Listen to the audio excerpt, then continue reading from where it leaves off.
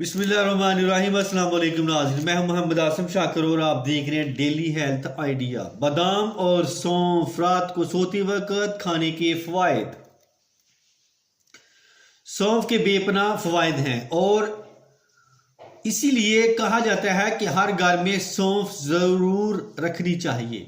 ये बच्चों के लिए कई अमराज में मुफीद है। दूध में सौंफ पकाकर बच्चों को पिलाने से पेट में ना दर्द होता है ना गैस बनती है। आजकल छोटे बच्चों की नज़र में कमज़ोर हो रही है, इसके लिए थोड़ी सी सौंफ बच्चों को जेब में डाल दें, वो चलते फिरते खा लेंगे। इससे नज़र की कमज़ोरी भी दूर हो जाएगी और मैदे को भी ताकत मिलेगी।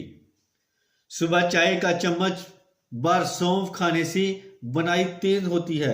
पुरानी नज़ला के लिए अमूमन ख़वातीन रात को सोते वक्त एक बड़ा चम्मच सौंफ और 11 बादाम खिलाती हैं।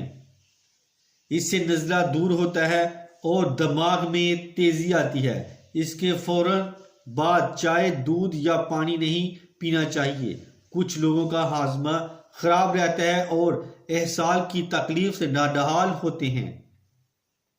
जहां कुछ खाया पेट में दर्द हो गया, उन्हें चाहिए कि सौंफ में थोड़ी सी चीनी मिला लें और सुबह शाम एक छोटा चम्मच खाएं।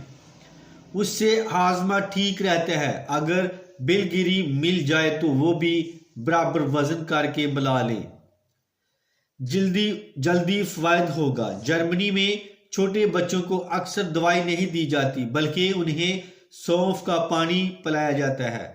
सौंफ बाजार में आम दस्तयाब है। सौंफ का पानी उबाल कर पिलाने से बच्चे कई तकलीफ से निजात पा लेते हैं।